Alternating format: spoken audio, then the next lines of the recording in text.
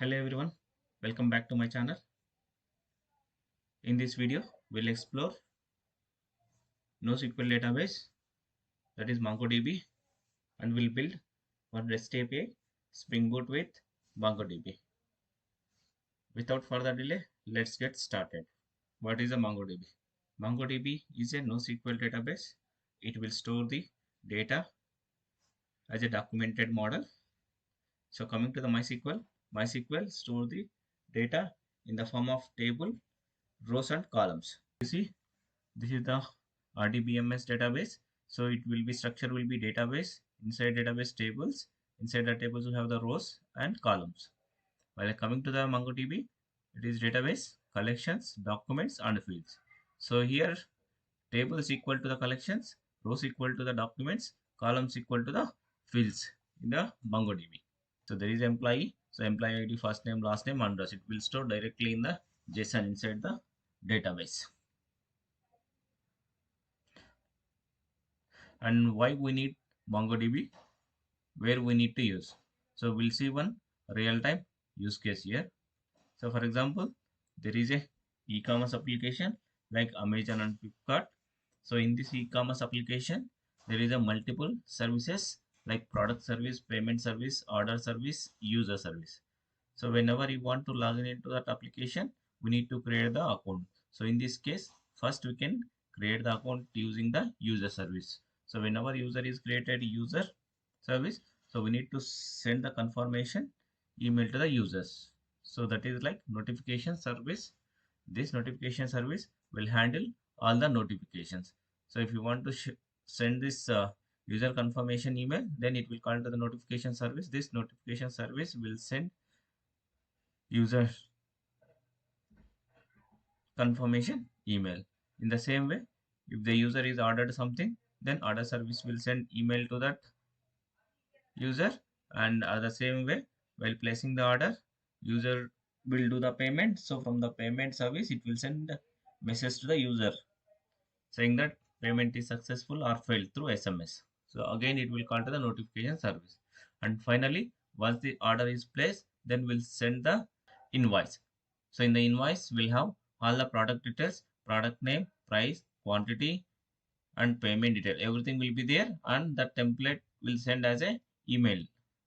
That is also we can able to send through notification service. So notification service is a reusable service here. So what happened here? So here we are using multiple services calling to the single service. In this case, this user service will pass different request. Order service will pass the different type of request. Payment service will pass different type of request, and products also will pass the different type of request. So notification service should have capability to handle all the requests. This will come around 50 to 100 columns to fill the data. So in this case, it is very difficult to identify in the relational database, and these columns and will change dynamically.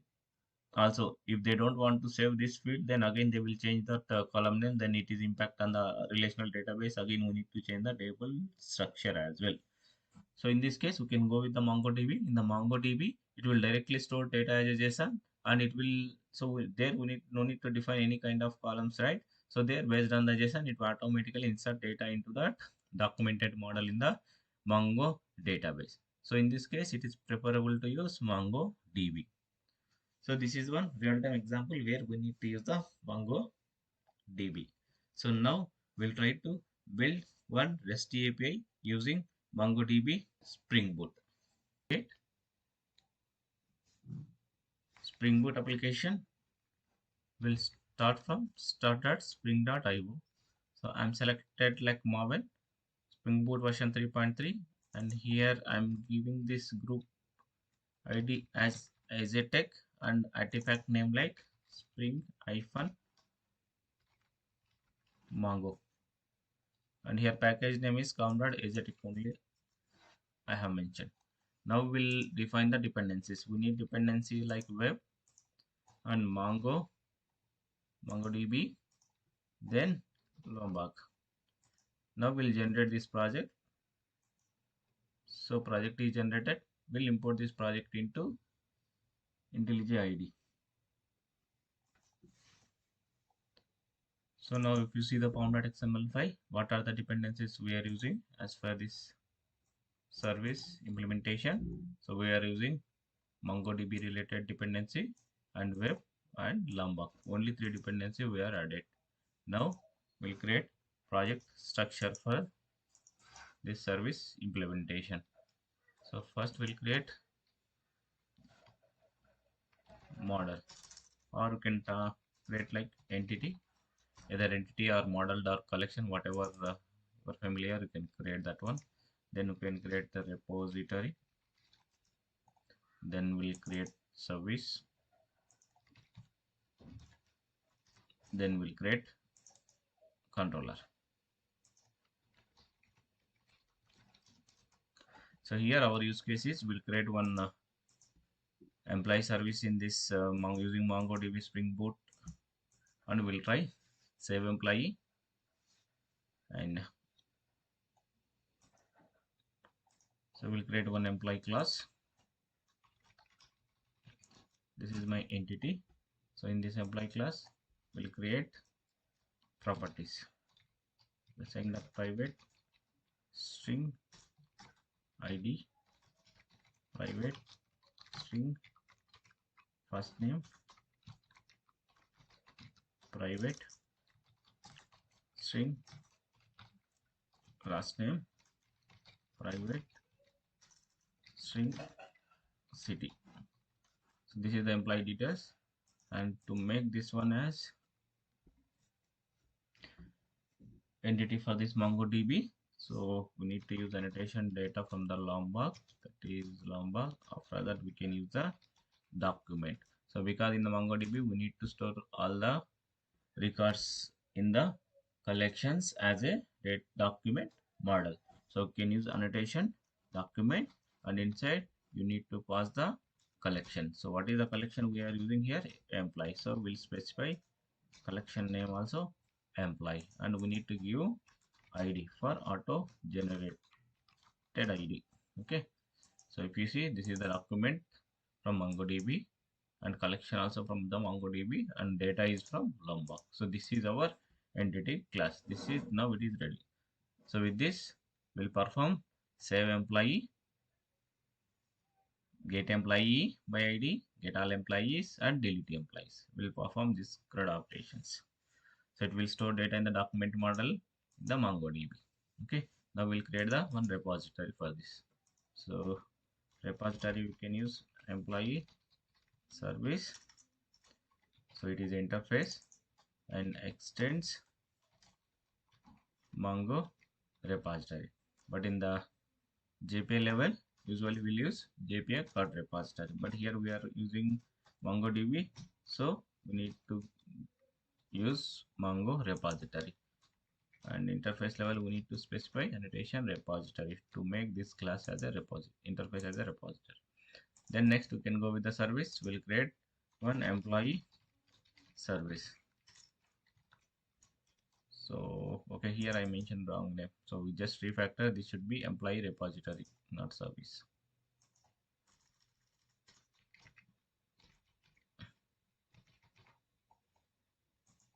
So we'll just refactor this. Now it is employee repository. Now this is employee service. So we need to use annotation service or the class level. Okay, now we'll create few methods for this. One is for public employee save employee. So this will accept argument is one employee. So here we need to call save employee from the repository. So we need to create repository object here, employee repository. We need to use annotation auto void to get this object. Now we'll use employee repository dot save. So it will save the employee into MongoDB database. So it will return this employee object. And another method you can use to retrieve the employee based on id. Get employee by, otherwise get employee by first name will use first first name, get employee by first name. We have the field first name. Okay, you can use the first name, and you can pass string employee name as the input, Then it will again call from the employee repository to find employee by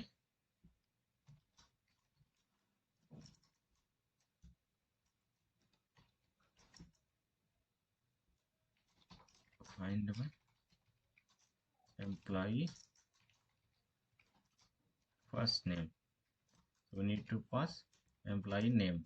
So we need to create this method inside repository. So now it will return one employee. Okay, based on the name it will return. Come to the service, will return this employee. Okay, now we can create get all employee, public list employee, get all employees. So here it will return directly all the employees from MongoDB. You can use find all method. So you can import this import statement. Now we have created three methods. There is one more method we will create for delete. Public void delete all employees. So this is the delete operation. So it will delete all the employees from the MongoDB. So you can use delete all. So these are the four methods I have created. Now we'll create endpoints for these four from the controller class. You can go to the controller, create a class employee controller. So this is our employee controller. There you can create the API. So one for public employee save employee. So it will accept one employee object as a input. Then it will call to the service method. So we need to create the object for service class plus employee service. You can use annotation auto wait to create the object. Now we need to call employee service dot save employee as an argument. Then it will return that saved employee.